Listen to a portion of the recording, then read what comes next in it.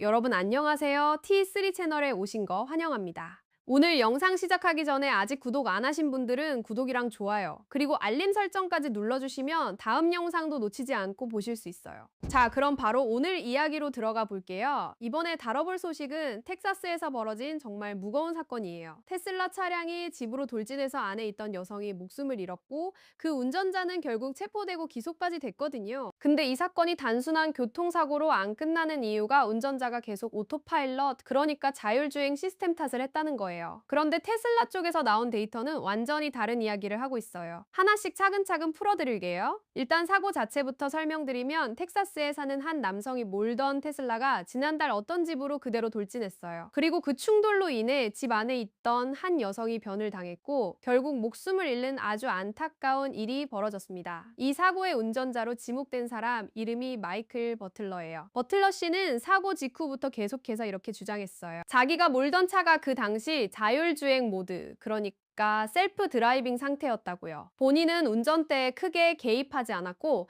차량 시스템이 알아서 움직이고 있었다는 취지의 주장이었던 거죠. 근데 여기서 반전이 등장합니다. 테슬라 쪽에서 확인한 정보에 따르면 실제로는 버틀러 씨가 그 자율주행 시스템을 직접 해제하고 개입한 걸로 나타났다는 거예요. 즉 차량이 알아서 사고를 낸 게 아니라 운전자가 시스템을 무시하거나 우회해서 조작했다는 정황이 데이터로 확인됐다는 얘기입니다. 이 부분이 정말 중요한 지점인데요. 왜냐하면 사고 책임이 누구한테 있는지에 이 사고 이후로 실제 수사와 사법 절차도 빠르게 진행됐습니다. 버틀러 씨는 수요일에 체포됐고요. 그 이후 텍사스 해리스 카운티 구치소에 수감됐습니다. 체포된 수요일 이후로 목요일과 금요일까지 계속 구금 상태를 유지했다고 하는데요. 아직 본인 입장에서 유죄냐 무죄냐에 대한 답변, 그러니까 혐의 인정 여부에 대한 답변은 하지 않은 상태예요. 법정에서 정식으로 입장을 밝히는 절차가 아직 남아있다는 뜻이죠. 그리고 다음 재판 일정은 월요일로 잡혀있다고 하니까 이 사건이 앞으로 어떻게 흘러갈지는 이 재판 결과를 좀 더 지켜봐야 할 것 같습니다. 여기서 조금 더 들어가 보면 테슬라 측에서도 이 사고에 대해 입장을 명확히 밝혔어요. 테슬라는 이 사고와 관련해서 운전자가 가속 페달을 포함한 조작을 수동으로 직접 했다는 점을 확인해줬다고 합니다. 다시 말해서 자율주행 시스템 자체의 문제라기보다는 사람이 직접 가속을 하거나 조작에 개입했다는 걸 테슬라가 데이터를 근거로 밝힌 거예요. 이건 굉장히 민감한 부분인데요. 자율주행 기술에 대한 신뢰 문제와도 직결되고 동시에 이 사고의 법적 책임을 누가 지느냐를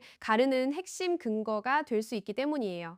그리고 이 사건과 관련해서 새롭게 드러난 몇 가지 단서들이 있는데 이 단서들이 테슬라 입장에서는 상당히 유리하게 작용할 수 있는 내용들이라고 해요. 즉 이번 사고에서 테슬라 시스템 자체에는 잘못이 없었다는 쪽으로 해석될 수 있는 정황들이 나오고 있다는 거죠. 물론 아직 수사와 재판이 진행 중이기 때문에 최종적으로 어떻게 결론이 날지는 지켜봐야 하지만 지금까지 나온 정보만 놓고 보면 테슬라 쪽 책임 여부에 대한 무게가 조금씩 달라지고 있는 상황이에요. 한편 이번 사고로 목숨을 잃은 여성의 유가족, 그러니까 아빌라 가족 측에서는 그냥 넘어가지 않았습니다. 아빌라 가족은 테슬라와 버틀러 씨를 상대로 부당한 죽음, 그러니까 불법 사망에 대한 민사소송을 제기했어요. 이 소송을 통해서 유가족 측이 요구하는 손해배상 금액이 최소 100만 달러에 달한다고 하니까 이 부분도 상당히 큰 규모의 법적 다툼으로 이어질 가능성이 높아 보입니다.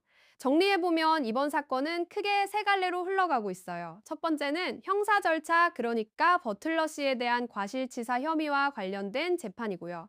두 번째는 자율주행 시스템의 오작동이냐 아니면 운전자의 직접 개입이냐를 둘러싼 기술적, 법적 공방입니다. 그리고 세 번째는 유가족이 제기한 민사소송, 즉 손해배상 문제예요. 이 세 가지가 서로 얽혀서 앞으로도 계속 언론과 대중의 관심을 받을 수밖에 없는 사건이라고 볼 수 있습니다. 자율주행 기술이 점점 우리 생활 가까이 들어오고 있는 만큼 이런 사고가 발생했을 때 책임 소재를 어떻게 가리느냐는 정말 중요한 문제인 것 같아요. 사람이 직접 조작했느냐 아니면 시스템이 알아서 움직였느냐에 따라서 법적 책임의 무게가 완전히 달라지니까요. 이번 텍사스 사건도 그 경계선 위에 있는 사례라고 볼 수 있겠습니다. 여기까지 오늘 준비한 소식 전해드렸어요. 다음 재판 일정이나 소송 진행 상황이 나오면 T3 채널에서 다시 업데이트해 드릴게요. 오늘 영상 유익하셨다면 구독과 좋아요 부탁드리고요. 다음 영상에서 또 만나요.